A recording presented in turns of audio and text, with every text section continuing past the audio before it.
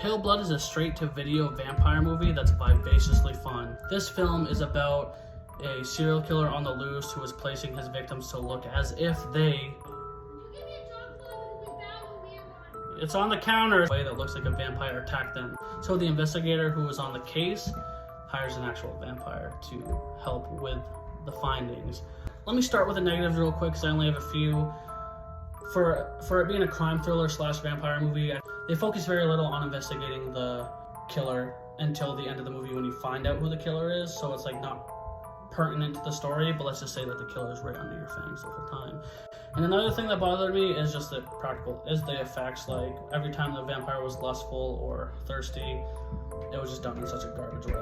Like what do you expect? It's straight to VHS.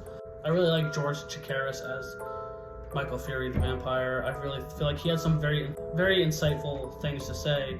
A point he makes where he asks questions to the investigator about what she thinks a vampire's really like because they have all these preconceived horrors and notions, where he's like, no, they're more sympathetic than that.